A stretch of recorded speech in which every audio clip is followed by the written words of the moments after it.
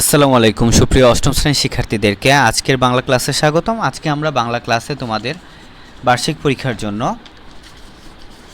যেই সাজেশন নিয়ে হাজির হয়েছি তা হচ্ছে, তোমরা সকলেই জানো যে তোমাদের রচনামূলক প্রশ্নের ভিতরে প্রশ্নের মান 5 যেটা থাকবে দৃশ্যপটবিহীন প্রশ্ন, সেরকম কিছু প্রশ্ন নিয়ে হাজির হয়েছি যেটা তোমাদের প্রথম অধ্যায় প্রয়োজন বুঝে যোগাযোগ করি এই চ্যাপ্টার থেকে প্রশ্নগুলো তৈরি করা হয়েছে এবং এই প্রশ্নগুলো থেকে আশা করি যে তোমাদের বার্ষিক পরীক্ষায় যেই 5 নম্বরের দৃশ্যপটবিহীন প্রশ্ন আসবে সেখানে কমন থাকবে।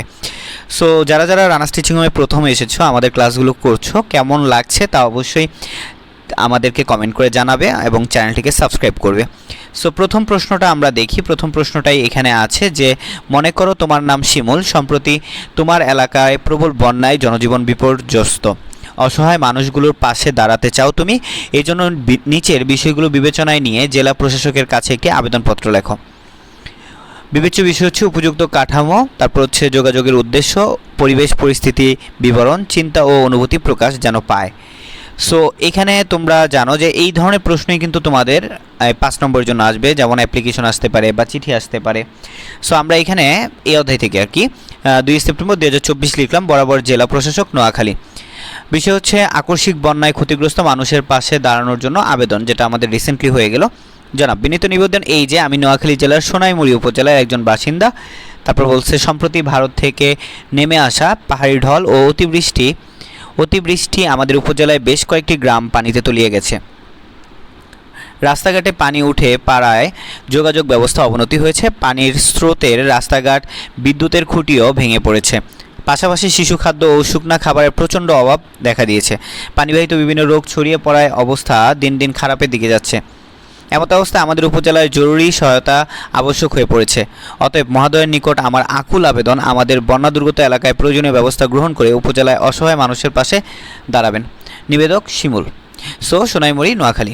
দেখো, এই প্রশ্নটার পরে আমরা আরেকটা 5 নম্বরের প্রশ্ন দেখব, সেটা হচ্ছে খুব ইম্পর্টেন্ট, এটা 3 স্টার দিয়ে রাখো, যে 3টা স্টার দিয়ে রাখো এই প্রশ্নটা। যোগাযোগের ক্ষেত্রে বিবেচ্য বিষয়গুলো কী কী? যোগাযোগের পৃথিবীর প্রতিটি প্রাণীর মধ্যে সেতুবন্ধন তৈরি করে। পারস্পরিক এই যোগাযোগের যতটা মজবুত হবে পৃথিবীতে ততটা উন্নয়ন ঘটবে। তবে পরিবেশ ও পরিস্থিতি বিবেচনায় মানুষের যোগাযোগের ক্ষেত্রে কিছু বিষয় বিবেচনায় নিতে হয়। এই বিষয়গুলো কী কী একটু দেখো। এখানে আমরা মূলত পয়েন্ট করে লিখে দিয়েছি, তোমরা দেখতে পাচ্ছ, যে ব্যক্তির বয়স ও সম্পর্কের ধরন অনুযায়ী সম্বোধন করা, তারপর হচ্ছে অপেক্ষাকৃত উঁচু বা নিচু স্বরে কথা না বলে স্বাভাবিক স্বরে কথা বলা, সরাসরি অবস্থানকালে শারীরিক অঙ্গভঙ্গি স্বাভাবিক রাখা, অপ্রাসঙ্গিক ও অযাচিত কথা না বলা, বয়স ও সম্পর্কভেদে সম্মানসূচক দূরত্ব বজায় রাখা, চোখের দিকে তাকিয়ে কথা বলা। আরেকটা হচ্ছে পরিবেশ ও পরিস্থিতি বিবেচনা করে কথা বলা। এবার খেয়াল করো, যোগাযোগের উদ্দেশ্য বলতে যোগাযোগের উদ্দেশ্য বলতে তোমার কি মনে হয়? তো দেখো, যোগাযোগের উদ্দেশ্য হচ্ছে নিজের মনের ভাব অন্যর কাছে তুলে ধরা বা তথ্যের আদান প্রদান করা। এছাড়াও যোগাযোগে আরও কিছু উদ্দেশ্য রয়েছে, সেগুলো হলো, দেখো, লক্ষ্য অর্জন, পয়েন্টগুলো ব্যাখ্যা করবা, তথ্যের আদান প্রদান ব্যাখ্যা করবা, পরিকল্পনা প্রণয়ন ব্যাখ্যা করবা, দক্ষতা উন্নয়ন, সমস্যা সমাধান। আশা করি স্ক্রিনশট নিয়ে নিয়েছো, তোমরা এই জিনিসগুলো সুন্দর করে ব্যাখ্যা করতে পারবা। এবার আসো আমরা খেয়াল করি, আমাদের এখানে বলছে যোগাযোগের সময় তোমরা কিভাবে নিজেদের চিন্তা, অনুভূতি ও চাহিদা প্রকাশ করবে। দেখো, যোগাযোগের সময় আমরা বিভিন্নভাবে নিজেদের চিন্তা, অনুভূতি ও চাহিদা প্রকাশ করি। আমরা অনেক সময় মৌখিকভাবে, অনেক সময় লিখিতভাবে, আবার অনেক সময় যান্ত্রিকভাবেও যোগাযোগ করি। মৌখিকভাবে সরাসরি কথা বলে যোগাযোগ করে নিজের চিন্তা, অনুভূতি ও চাহিদা প্রকাশ করি।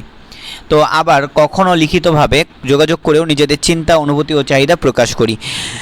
যেখানে মৌখিকভাবে বা লিখিতভাবে যোগাযোগ করা সম্ভব না, সেখানে মোবাইল, ইন্টারনেট, ইমেল ইত্যাদির মাধ্যমে যোগাযোগ করে নিজেদের চিন্তা, অনুভূতি ও চাহিদা প্রকাশ করে থাকি এবং যোগাযোগের উদ্দেশ্য পূরণ করে থাকি।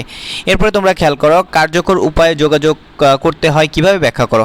সো দেখো, মানুষের যোগাযোগের বিভিন্নভাবে হয়ে থাকে, তবে যে কোনো যোগাযোগের ক্ষেত্রে কি করছি, যে কোনো যোগাযোগের ক্ষেত্রে পরিস্থিতি বিবেচনায় নিতে হয়। যেমন কারো আনন্দের সময় মানুষ যেভাবে তার সাথে কথা বলে, দুঃখের সময় সেভাবে বলে না। আবার কারো বয়স ও সম্পর্ক বিবেচনায়ও যোগাযোগের ভিন্নতা থাকতে পারে। এছাড়াও ক্ষেত্র ভেদে উদ্দেশ্য অনুযায়ী আমরা এখানে দেখি পরের প্রশ্ন উত্তরটার কি। তো এটা তোমরা এখান থেকে একটু স্ক্রিনশট নিয়ে নাও, এরকম বড় করে সুন্দর করে লিখে দিবা। আমরা জাস্ট প্রশ্নগুলো এখন বলি, উত্তরগুলো তোমরা স্ক্রিনশট নিয়ে নাও। বেশি দিন আর নেই, কথাটি কতটুকু প্রাসঙ্গিক। সো এখানে তোমরা একটু সুন্দর করে নিয়ে নাও। তারপর হচ্ছে পাবে কি করে, ভাইয়েরা জব্বর চালাক, কথাটি কতটুকু প্রাসঙ্গিক। সো এটাও অপারেশন কদমতলী গল্পের। সো এইখানে তোমরা একটু সুন্দর করে লিখে নিও। এরপরে খেয়াল করো, অপারেশন কদমতলী গল্পে কাহিনী তোমার মনে কী ধরনের অনুভূতি তৈরি করেছে এবং কেন। সো এটার উত্তরটাও তোমরা একটু স্ক্রিনশট নিয়ে নাও এবং ভালোভাবে পড়ে নিও। তো আশা করি তোমরা দেখতে পাচ্ছ।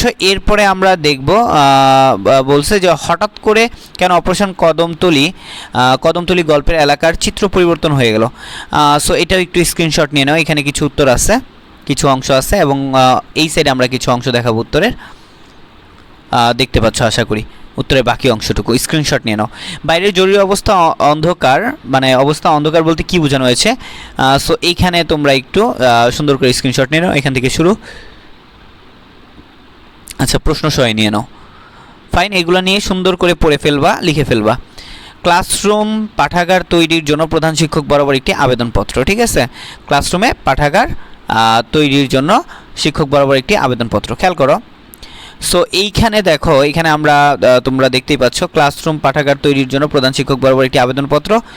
সো এখানে তোমরা দেখতে পাচ্ছ যে তারিখ দিয়ে সুন্দর করে দেওয়া আছে এবং ক্লাসরুম পাঠাগার তৈরির জন্য অনুমতি ও অনুদানের আবেদন। সো এরপরে দেখো তোমরা এখানে তোমাদের অ্যাপ্লিকেশনটা সুন্দর করে দেখে নাও। 11 নম্বর। এবার আমরা খেয়াল করব 12 নম্বর প্রশ্নটা একটু দেখো। তোমার বিদ্যালয় চত্বরে ক্যান্টিন স্থাপনের ব্যবস্থা করার জন্য প্রধান শিক্ষকের নিকট একটি আবেদনপত্র, ক্যান্টিনের জন্য। সো এটা তোমরা সবাই জানো। আবেদনপত্রের বাকি অংশটুকু দেখাই, দেখো সুন্দর করে লিখে নাও। তো এখানে বলছে আমরা উচ্চ বিদ্যালয়ের নিয়মিত শিক্ষার্থী, প্রতিদিন আমরা অনেক দূর দূরান্ত থেকে বিদ্যালয়ে আসি, কিন্তু প্রতিদিন আমাদের পক্ষে টিফিন নিয়ে আসা সম্ভব হয় না। তাছাড়া টিফিন পিরিয়ডের নির্দিষ্ট সময়ের মধ্যে বাইরে গিয়ে টিফিনের ব্যবস্থা করাও ছাত্রছাত্রীদের পক্ষে সবসময় সম্ভব হয় না। এমত অবস্থায় বিদ্যালয়ের চত্বরে একটা ক্যান্টিন স্থাপন করলে ছাত্রছাত্রীদের এই সমস্যার সমাধান হতে পারে। অতএব মহোদয়ের নিকট উক্ত সমস্যার সমাধান কামনা করি। বিনীত ক উচ্চ বিদ্যালয়ের শিক্ষার্থীবৃন্দ। আশা করি তোমরা এই প্রথম অধ্যায়ের 5 নম্বরের যেই প্রশ্ন রয়েছে দৃশ্যপটবিহীন রচনামূলক প্রশ্ন উত্তর, এইগুলো এই অধ্যায়ের জন্য যেইগুলো গুরুত্বপূর্ণ সেগুলো দেখতে পেরেছো এবং তুলে নিতে পেরেছো। এবং আশা করি এখান থেকে তোমাদের এই অধ্যায়ে যদি প্রশ্ন আসে তাহলে আসবে। সো আজকের মতো আল্লাহ হাফেজ, সবাই ভালো থাকো, সুস্থ থাকো। নেক্সট ভিডিওতে দেখা হবে। চ্যানেলটিকে সাবস্ক্রাইব করে পাশে থাকা বেল আইকনটি বাজিয়ে দাও। আসসালামু আলাইকুম।